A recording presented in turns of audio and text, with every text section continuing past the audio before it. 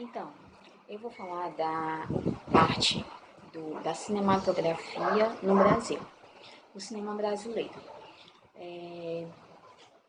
Que, na verdade, no texto da Maria Fernanda Garbeiro, ele vem pelo autor Rafael de Lima Filho, certo?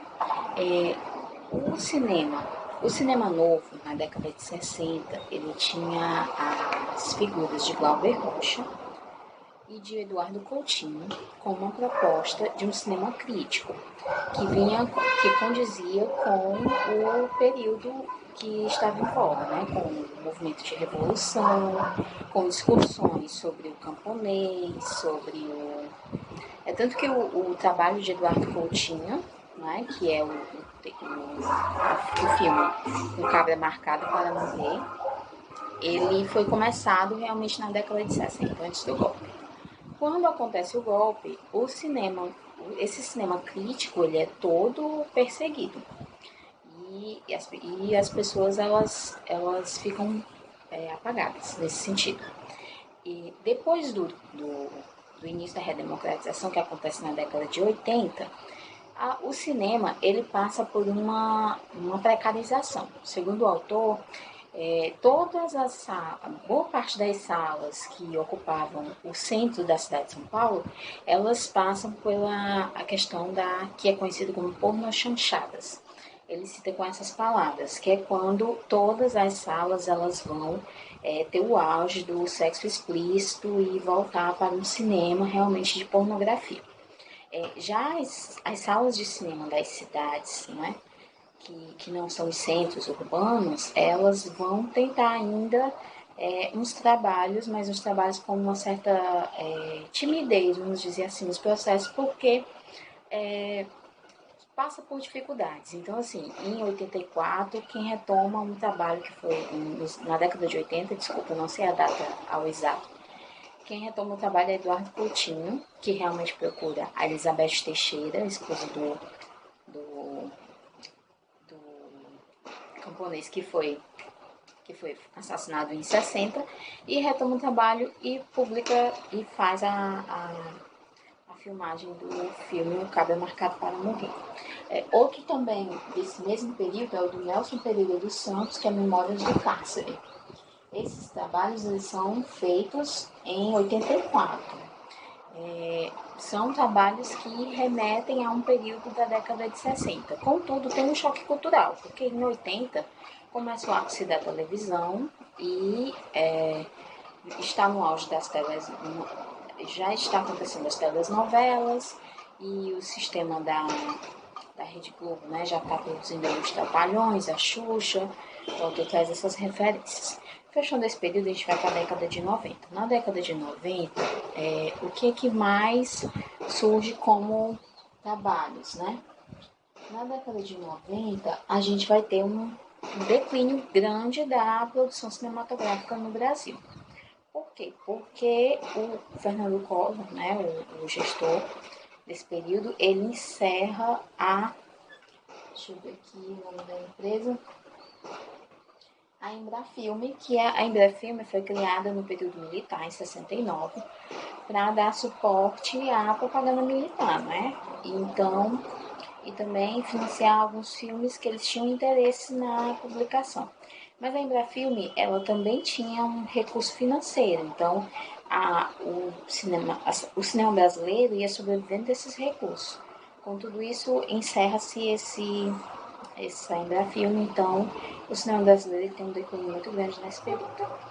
Nos anos 2000, com a iniciativa privada, com novas leis que vão aparecendo, né, com o governo Lula, então essas novas legislações eles vão ampliando novamente o cinema brasileiro. E aí surgem publicações, né, criações importantes.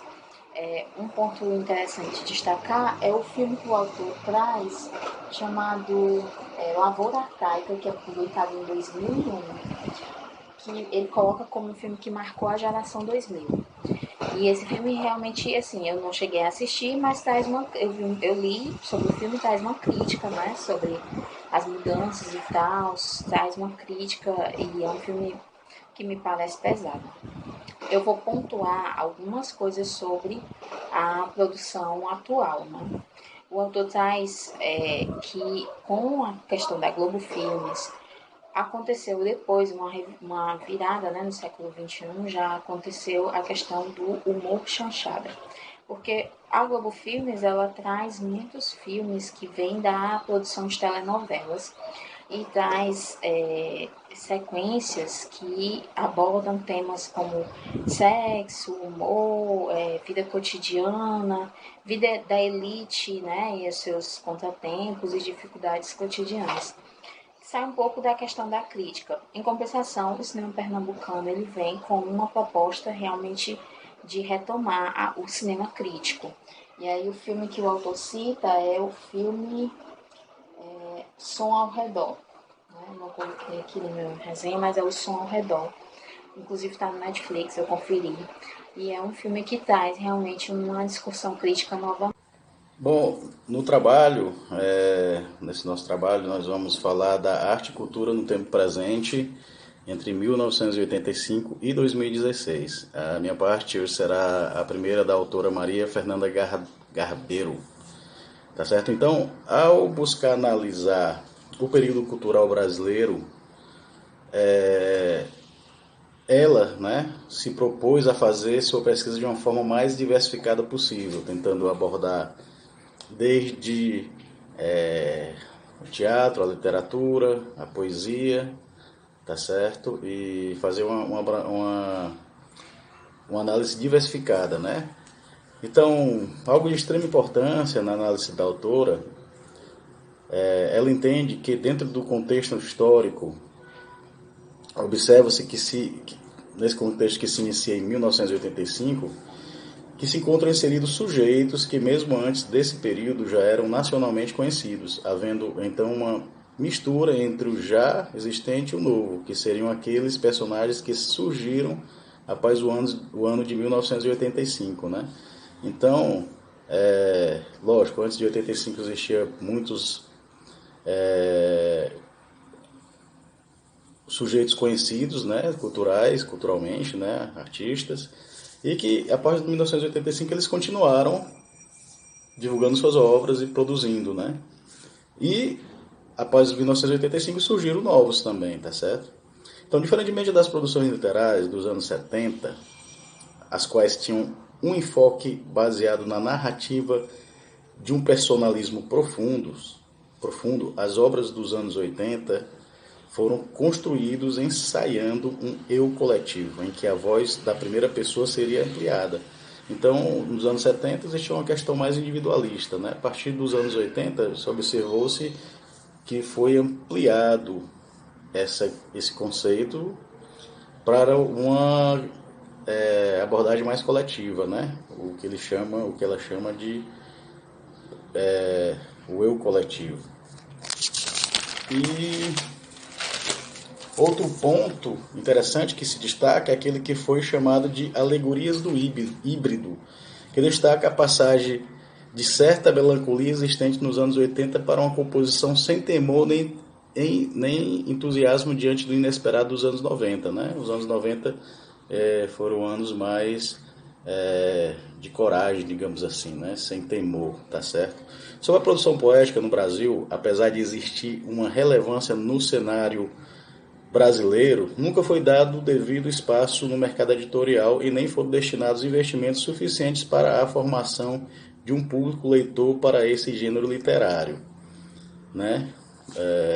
Porém, com o advento das redes sociais, a poesia começou a ocupar um espaço de maior relevância por ter começado a existir uma tendência de se mostrar conhecimentos literários através de frases e efeitos, que começaram a serem utilizadas como uma espécie de pensamento do dia, né? As redes sociais transformaram a visão sobre a poesia, né? Porque popularizou um pouco, né? As pessoas começaram a publicar poesia como se fosse um pensamento, né? Mas, de qualquer forma, foi um avanço. Mesmo que permanecesse fora dos circuitos das grandes editoras, a poesia no Brasil se fortalece pelos encontros que ocorrem em todo o país. São as oficinas, saraus, que acaba sendo combustível que impulsionava o gênero nacional. A poesia passa então a ser uma forte extensão da literatura. Exemplo disso é que Das 15 edições da Festa Literária Internacional de Paraty, entre 2003 e 2017, 5 foram de homenagem direta a poetas. Vinícius de Moraes e Ana Cristina César são grandes exemplos disso. Em relação ao teatro, as dificuldades são muitas para aqueles que se encontram fora do mainstream do cenário nacional. São infinitos os números de artistas e produções importantes, os quais se uniram em grandes movimentos que nessas 3 décadas, de 1985 a 2016, proporcionaram as transformações importantes da dramaturgia do país.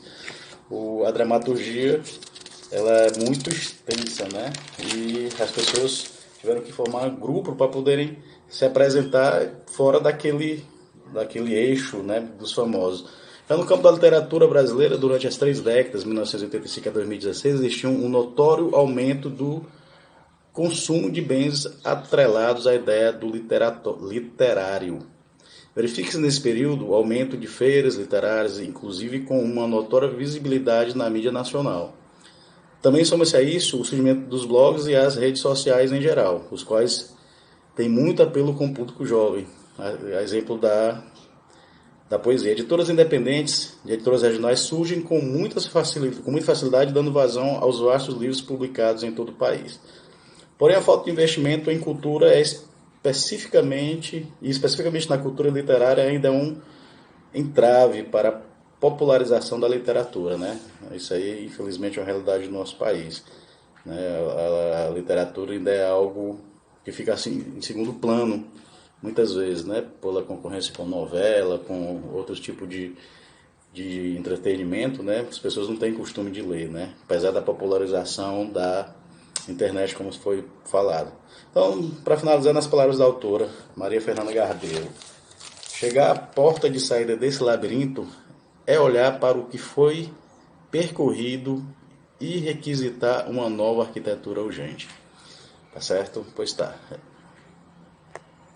Olá, boa tarde.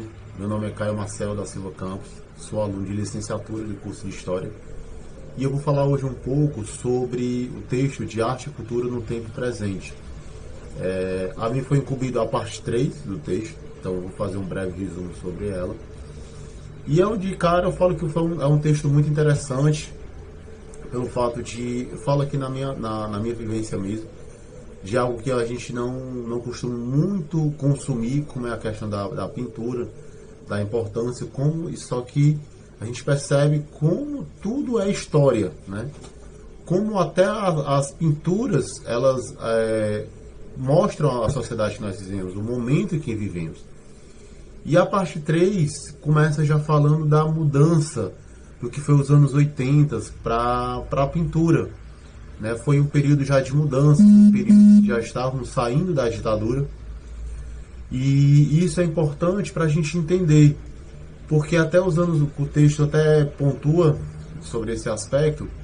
Anteriormente, principalmente ali a gente falando um pouco dos anos 70, até a mesma cultura âmbito mundial e também em nosso país, que é reflexo de todo o cenário, essas eram formas mais frias, as questões muito figuradas nas formas geométricas. Por mais que a gente tivesse nossas bienais, tivesse já nossos encontros artísticos, mas foi a partir dos anos 80 que de fato isso começa a prevalecer mais. Começamos a ter as nossas características, né, a nossa identidade, com cores vibrantes, envolto ainda ao momento que nós passávamos, seja o negativo, como a questão da AIDS, né, alguns pontos, isso é importante a gente lembrar que era um momento conturbado para a nossa saúde, né, até como hoje, a AIDS era uma epidemia, realmente já estava em um pico absurdo. E a gente fala também muito do rock and roll, do movimento ali um pouco mais de liberdade, onde nossa cultura era muito forte expressada no rock and roll, né? Como o rock and roll mesmo, são músicas com mais força, com mais expressividade, e isso também impacta na nossa cultura, né? Nas nossas pinturas, nas nossas cores, nas formas mais vibrantes. A gente tenta um pouco se desprender de um pouco do cenário mundial, porque o Brasil tenta se prevalecer, tenta se mostrar como importante no cenário mundial. Essas bienais no início, quando começam a surgir, a gente pela leitura a gente também percebe que tentava um pouco se equiparar com os cenários mundiais, se igualar com as culturas de outros países, né, para mostrar a importância das nossas bienais, das nossas convenções, para trazer o público. E isso a partir dos anos 80 começa a mudar um pouco, com muitas críticas, também por críticas essas que eram dos próprios curadores, dos críticos de cultura, que não entendem muito bem ainda o que é que a gente está querendo mostrar a partir dos anos 80. E isso é importante para a gente entender, porque é uma quebra de paradigmas.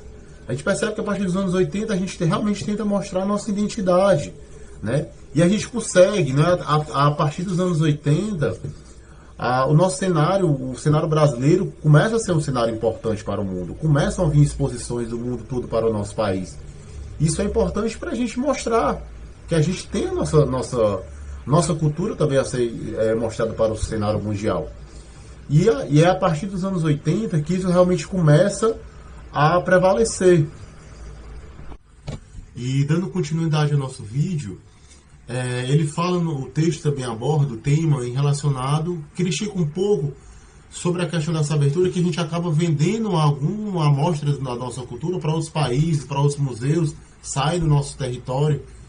Aqui vai uma opinião, eu acredito que não vejo isso tanto como um malefício, porque já que a gente quer se tornar comercialmente válido, culturalmente atrativo para os outros países, para que eles venham para nós, conhecer a nossa cultura e comprar da nossa cultura, é normal que a gente acabe vendendo alguma coisa para outros países, para outras exposições, para outros museus.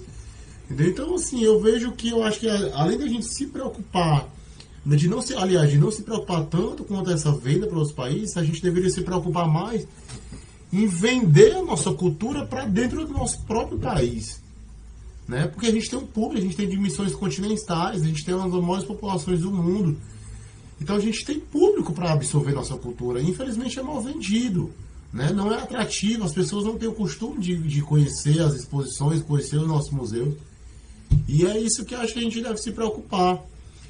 E dando continuidade ao texto, ele fala um pouco também sobre a questão da cultura dos anos 2000, que também é reflexo da nossa sociedade, que já aborda bastante sobre as causas, né, contra o racismo, a questão da ecologia, aborda também um pouco da cultura, dos espaços públicos, né? Então são artes com espaço público, mostrando o nosso cotidiano, que aí eu puxo um pouco aqui, acho que também é um reflexo do que hoje todo mundo quer tirar foto, quer divulgar o nosso cotidiano. Então eu acho que fazer a cultura sobre o cotidiano, mostrando o nosso cotidiano, eu acho que para alguns artistas foram atrativos.